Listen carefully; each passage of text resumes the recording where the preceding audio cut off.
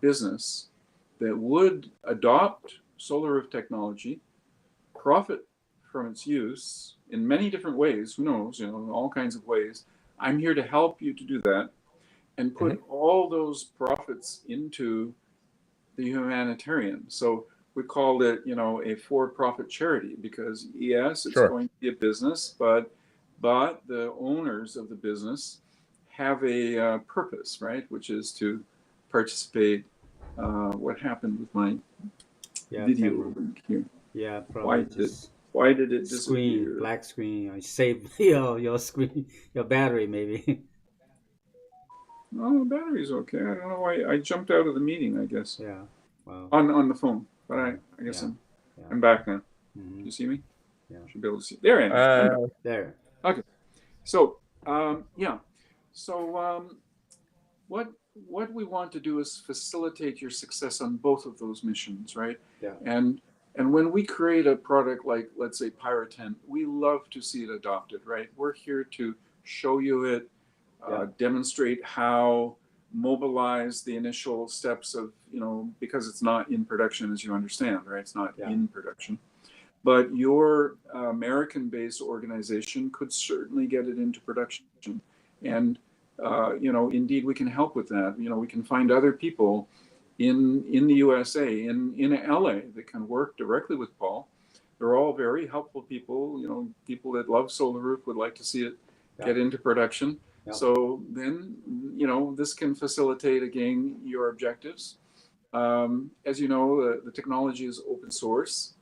Our proposition on licensing is still, that we're creating a license, a commercial license. The non-profit use, okay, the for-profit use is commercial.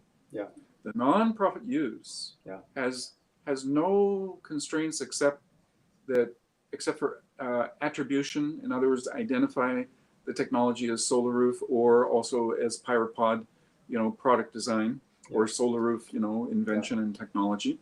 And also share alike, which means that, when your organization is developing, commercializable and non-commercializable, I mean, non-profit or for-profit or non-profit improvements and methods and understanding of the technology, that basically people that are in our network have access. And you likewise have access to everything they're doing. Right? So that we create a pool. We're creating a pool of technology sharing across a global network. And everyone is able to operate at the highest level of the implementation of the technology, right? There's nobody that's kind of taking a monopoly over some kind of important improvement, right? No, because the process is that we all are agreeing to sharing. And that is part of getting access, So if you want access, to use the technology for your for-profit and for humanitarian and nonprofit, we have to understand that you have an obligation by using the technology. You undertake an obligation for the three things that we have: attribution. And by the way, attribution applies to everyone. When you develop an improvement, you get credit for that too. It's not like I have the original patents, but there are many applied engineering developments, right? Drawings and designs, like PyraPOD is doing. What I'm doing with Aubrey. So those become IP as well, right? So there's the old IP, or the background IP, it's called sometimes. Foundational IP. And then there's new IP on top of that. That's right. This new IP belongs to the people who generate it, who develop it. But with an understanding that they're going to share it. Right? With an understanding that they're going to get attribution and they're going to also give attribution. So that's a kind of transparency about the IP, because knowledge is power. And we don't want knowledge to be monopolized. We want it to be widely dispersed and shared and applied, and that's what really elevates people. That they have that independent capacity, access, not only access, but capacity, which means they understand how to apply it. Yeah. You know, they actually know how to use it. Yeah. And that's part of education. There's an educational component, you know, there's a vocational component. Yeah. So all of that figures into how people would put this into practice, right? The technology, putting it into practice in the humanitarian or nonprofit, and also in the enterprise and commercial economy, right? And so we're also aimed at making a cooperative economy. So that's another layer of this, you know, is the why the cooperation. I just believe it's the way to heal the planet. You know, it's the way to heal our relationships. We have this, you know, competitive conditioning. It's kind of you know, pounded into us, and we'll do much better, all of us, you know, if we just learn to cooperate. I'm not saying it's like easy or like second nature to do this, but I do say that it's going to be the better economy than what we see right now. Is that okay? Sure. Okay. So with those basic principles, we move forward. Myself, yes, I'm an inventor and I'm in it for commercialization. The fact that I have not commercialized does not mean I've given up on commercialization at my age. No, I'm still ready to be a late bloomer and to be a very successful inventor. So when I decided I would go in promoting cooperation and a network of enterprise, okay, this network of enterprise, I said, okay, I will license those people. And I have found about 12 licensees so far. And one of them is Aubrey and Margaret, who I'm even in business with, just as I could be in business with you guys, right? I mean, that remains to be seen what and how and so on, but we just talk that over and see, you know, how that would work. And in many ways, PyraPOD can be in business with you as well, right? Yeah. Because I'm already in business with PyraPOD, with Aubrey. Yeah. And so we can bring you some things that are ready to go, right? Yeah. And then you can still develop your own, right? It's not like, oh, well, you have to use what PyraPOD created. No, you can reverse engineer, you know, as a member of this network. Yeah. You can do your own thing, and you can benefit from the knowledge in the network, right? Because you have access. Yeah. That's what it is to be a member of this network. So we call it the Pod Enterprise Network. How do you become a member of that? Well, okay, yeah. I have a question for you. I understand the picture. I get the picture of the nonprofit side, how we can expand on that very well. Right. Where I'm a little hazy is in the commercialization as to what we could do, whether we're facilitating a network, whether we are, how would that shape up on the for-profit side? Okay. We had talked briefly about the idea that, you know, profits could be shared, profits could be, a portion of profits could be for administration, for profits for oneself, or profits for back into the charities or into the charity. So let's look at that. Yeah. First of all, I would say that any of our products will be very profitable. Okay. Yeah. In other words, they have a 1 year, sometimes even less ROI. That is very profitable. Yeah. For example, the PyraTent can be a backyard product that consumers, you know, households, families could invest in and have in the backyard, a kind of walk-in grocery, right? Where you go in, you get living food and in abundance every day, and you get to learn about it and know about it and grow, you know, culture fish and grow all the favorite foods and so on. So that product, I mean, right now it's looking like it's about $5,000 cost, you know, and it could be less, you know, in terms of mass production and so on. The prices could really. Right. The value of that to a family is probably at least $10,000 per year. So basically, if a family puts $5,000 into such a thing, then they're getting their money back in 6 months. They're getting their money back in half a year, right? Now that would be if we sold it at cost, and that would be if there's no commercialization and people who deliver it and support, and in other words, there's no business structure around this.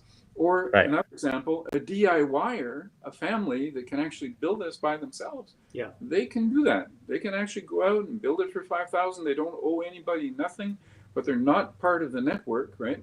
Yeah. And they may be lacking in their knowledge and their connection, and it would probably serve them to actually be part of a club or a network by which they would work with others who are doing the same thing. Yeah. See, and ultimately people do that. So asking them to do it is a very easy thing to do. So it's more probably more obvious when you talk about farmers, because farmers are commercial people, right? Mm-hmm. Farmers are always creating cooperatives. If they want, they do well when individual farmers come together, right? And they can do things together. They have buying power, they have marketing power, they have support to each other. They do, farm associations, 4-H or whatever. Kids grow up, people, it's like any profession, right? You're going to create associations, you're going to have these kind of things. So what we're saying is that for this technology, which is very new, the technology, you go and talk to a greenhouse operator and they're not going to understand, So there's a lot of self-educating. There's a lot of, the benefit of working in a network would be very strong. So this is what we're basically promoting. We're kind of intervening and saying, well, let's create networks. So we say to commercializing partners, we say, well, how about you create a network around you, okay, to commercialize. And that's also good for our purposes because, okay, out of those profits, so everybody can profit with such a profitable product, the supply chain can profit, right? Sure. The network that's delivering and supporting the end users, they can profit. They're a service, they're kind of a service side of this, right? And then, of course, the end users are profiting.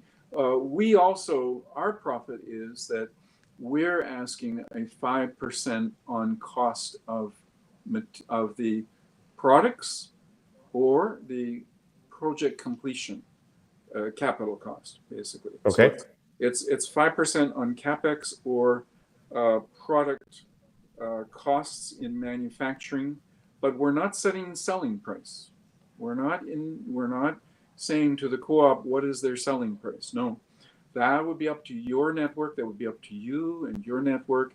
And you could do it non-profit. You could say, well, we're not putting any margin on the supply, or we're working it out that we've got donors that support, sort of administrative and educational process of delivering services to the people who buy the product. And even you could have donors that are effectively buying the product for the end users, right? That can also be part of your nonprofit methodology.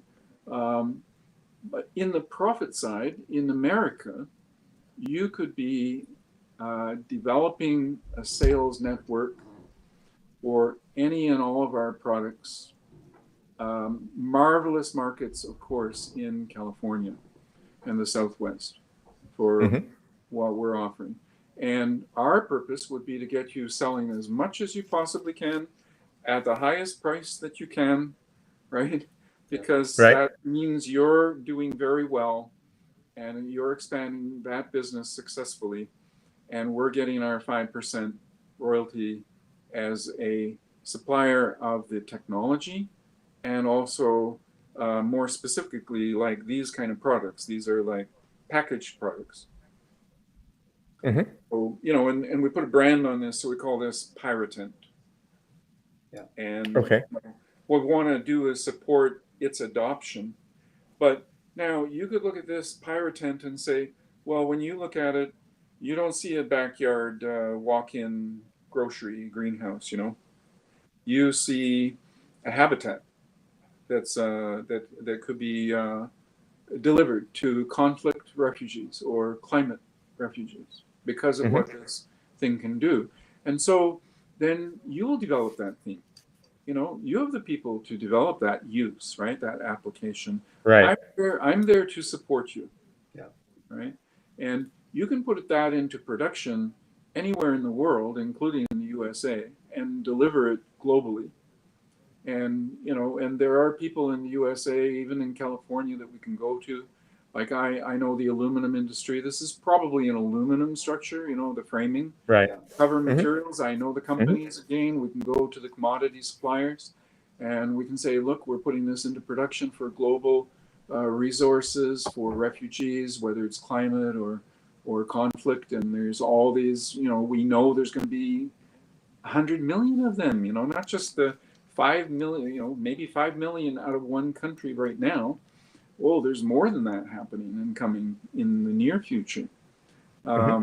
Plus, we're facing famine situations. And what do we really do about famines? Now, when we deliver one of these modules, we deliver a way out of that famine dilemma, right? For one family or more than one family. So, and you could say, well, but we're not delivering food. We're delivering a capacity to grow the food. Yeah. To produce the food. So you don't have to give fish to people. You teach them how to fish. Mm-hmm. Yeah, it's like that. Right. One thing is, because a big piece of what Paul and I are doing is we're building this platform, basically building a social network platform with this kind of humanitarian or this vision of transformation into a sustainable world and so forth. Mm-hmm. And this could be something that could fit within there in the sense that if we had a section within the website that had this network, or this network revolved around the pods and so forth. One area that I would see is, what about education? Is that something that we could include in this as a for-profit thing, saying we can offer seminars in this, or is that something that would be not so interesting? No, absolutely. Your vision is what we want to catalyze, right? Yeah. It's like you need ways and means to make ideas real to people. Yeah. Right. Mm-hmm.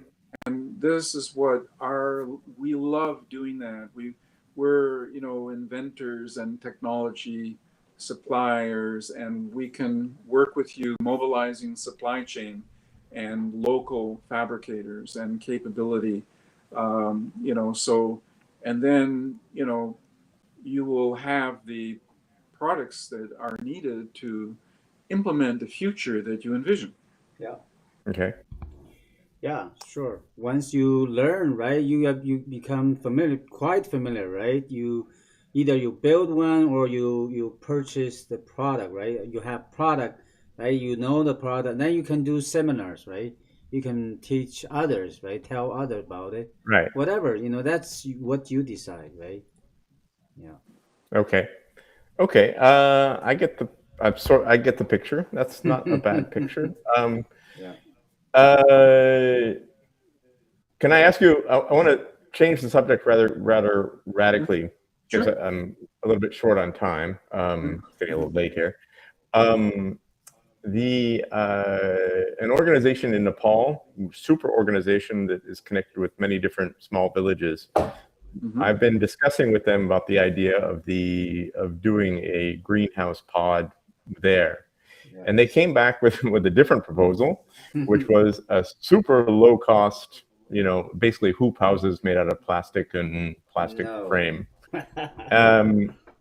And I said, well, the cost sounded good, but they made the point. They made an interesting point. They said, yeah, but we want something that if we are successful in this village, that the next village could afford that they could be able to do it as well.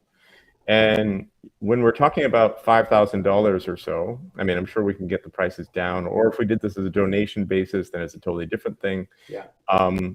But the inputs, the donation model is not sustainable in the long term unless it transitions to something else.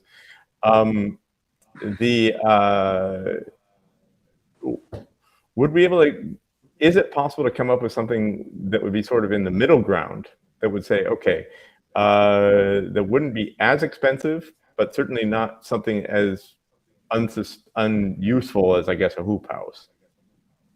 Yeah. So, what I would ask you to do is to trust us, trust our intentions and our experience. And my 70 years of, let's say, immersion in this whole subject area of how do you create a controlled environment and be able to grow food in a transparent enclosure, because what we have in greenhouses doesn't get that job done, right?